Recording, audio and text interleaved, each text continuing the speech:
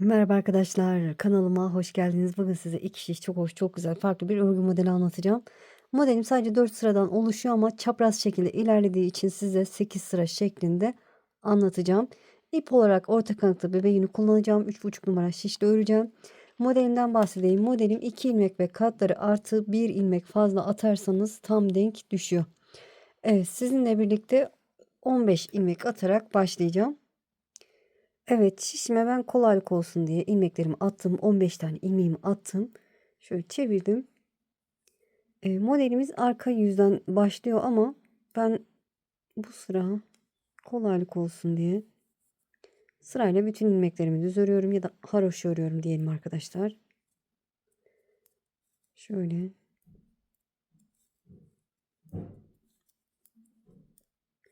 bir sıra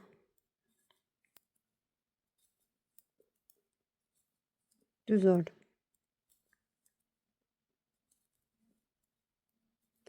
Evet, sırayı tamamladım. Çevirdim. Ön yüze geçtik. Dediğim gibi arka yüzde desenime başlayacağım. O yüzden bu sırada da hiçbir işlem yapmıyorum. Sırayla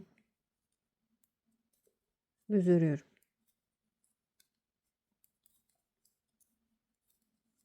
Evet, siz lastik örgüden sonra bir sıra ön yüzden düz örün, arka yüzde desene başlayın. Bu şekilde yapabilirsiniz.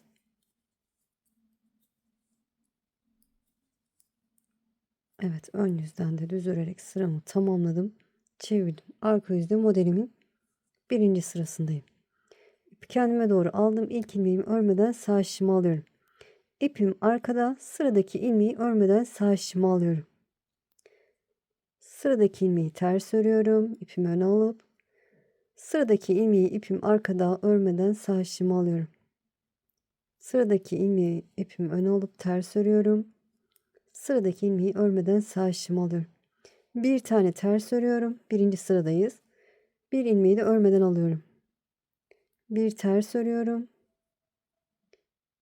Sıradaki ilmeği örmeden alıyorum. Örmeden alırken ipim arka tarafta olacak. Yani ön yüzde olmuş olacak arkadaşlar. Evet, sıradaki ilmeğim ters. Sıradaki ilmeği örmeden alıyorum. Sıradaki ilmeğim ters. Sıradaki ilmeği örmeden alıyorum. Son ilmeğimi de ters örüp arka yüzden modelimin birinci sırasını tamamlamış oldum. Çevirdim. Ön yüzde ikinci sıra.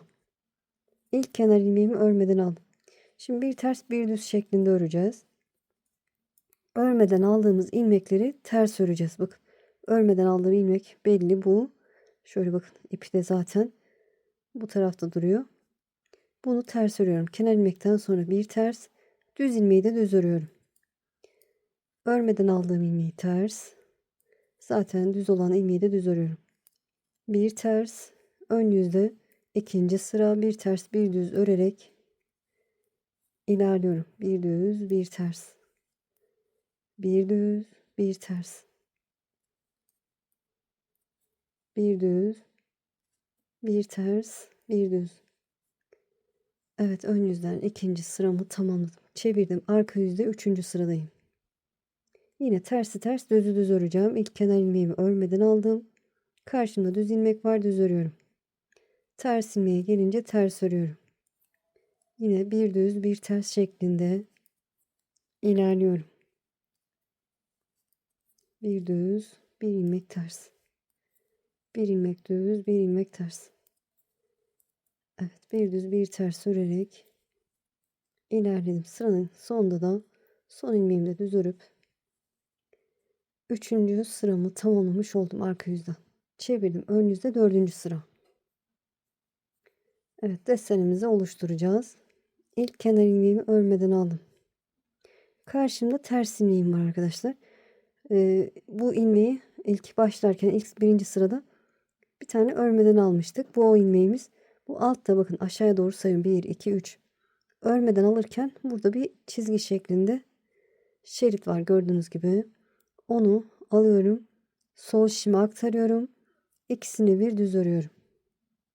Sıradaki ilmeğimi zaten düz örüyorum. Ters ilmeğe gelince bakın sayıyorum. 1, 2, 3. Bunu alıyorum. Sol şişime aktarıyorum. Ve ikisini bir düz örüyorum. Düz ilmeğimi örüyorum.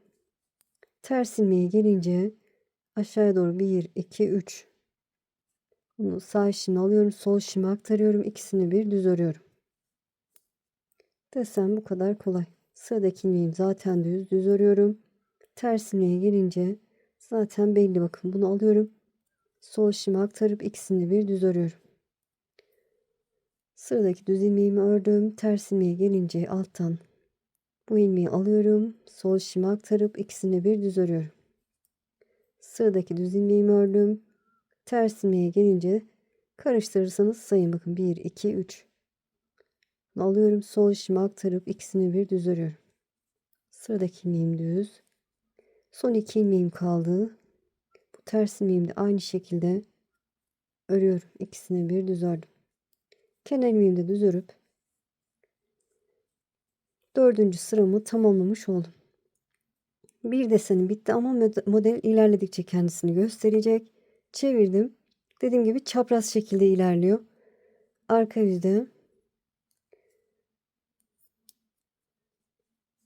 Evet, birinci sırada yaptığımız gibi yapacağız ama çapraz şekilde ilerleyecek arkadaşlar. Bakın bunu etrafına hani ilmeği atıp örmüştüm. Onu bu sefer örüyorum. Ters örüyorum arkadaşlar. Onu bu sefer ters örüyorum. Diğerini örmeden alıyorum. İlk birinci sırada kenar ilmekten sonra bir örmeden almıştık, bir örmüştük. Şimdi ikinci ilmeği ters ördük. Bir sonraki ilmeği örmeden aldık. Sıradaki ilmeği bakın ters öreceğim. O belli, bakın 2 kat duruyor burada. Onu ters örüyorum. Sıradaki ilmeği örmeden alıyorum. Bir ters örüyorum. Bir örmeden alıyorum. Bir ters örüyorum. Bir örmeden alıyorum. Ters ördüğüm ilmek bakın burada 2 kat duruyor. Oradan anlıyorum. Bir örmeden alıyorum. Bir ters örüyorum. Bir örmeden aldım. Bir ters ördüm. Son kenar ilmeğimi de düz örüp arka yüzden ikinci desenimin birinci sırası ya da 5. sırayı tamamladık diyelim arkadaşlar. Çevirdim. Ön yüzde 6. sıra.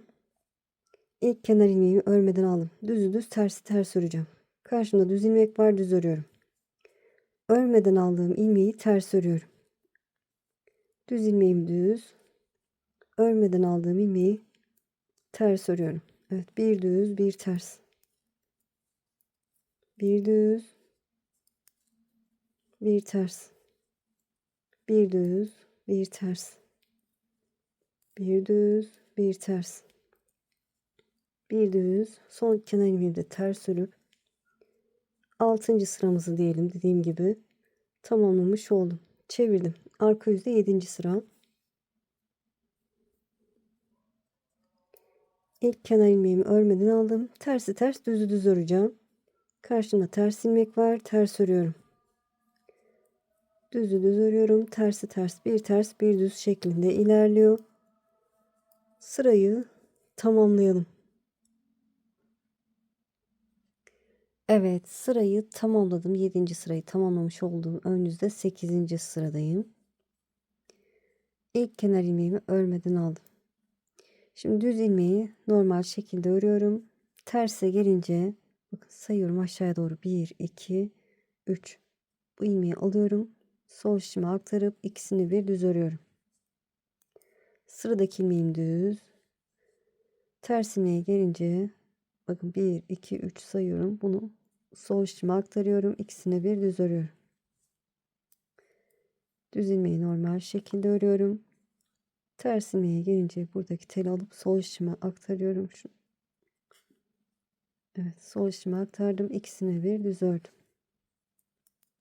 Düzüm normal şekilde örüyorum. Ters ilmeğe gelince ilmeği alıp sol şişime aktarıyorum. İkisini bir örüyorum. Evet, bu kadar kolay arkadaşlar. Dediğim gibi sadece 4 sıra ama çapraz şekilde ilerliyor. Ona dikkat etmeniz lazım. Kenar ilmeğimi de düz örüp sıramı tamamladım. Evet, ikinci desenimiz de açığa çıktı gördüğünüz gibi. Modelde ilerledikçe kendisini gösterecek. 3 boyutlu gibi duruyor. Çevirdim. Evet, şimdi ne yapacağız? Birinci sırada, ilk sırada yaptığımız gibi, ilk desenin birinci sırasında yaptığımız gibi yapacağız. Şöyle de anlayabilirsiniz arkadaşlar. Dediğim gibi bu tek olan ilmeği hani üzerine attığımız bu arkadaşlar. Üzerine atıp ördüğümüz bu.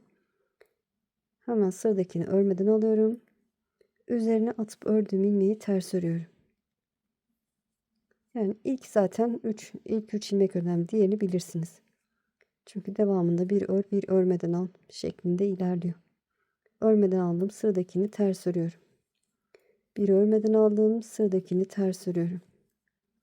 Bir örmeden aldım, sıradakini ters örüyorum. Evet, bu şekilde ilerliyor. Bir örmeden al, son ilmeğimi de ters örüyorum. Evet, sonra 2 sıra düz tersi ters öreceksiniz. Sonra ön yüzde buradaki ilmeği, bakın, bu ilmeği sol şişinize aktarıp düz öreceksiniz. Düz de zaten düz örülecek. Böyle ilerliyor. Büyük parça da ördüm, onu göstereyim size. Burada daha ince bir ip kullandım arkadaşlar. Böyle açık krem. Bu da çok hoş, çok güzel oldu. Lastik uygulaması da yaptım alt kısmına.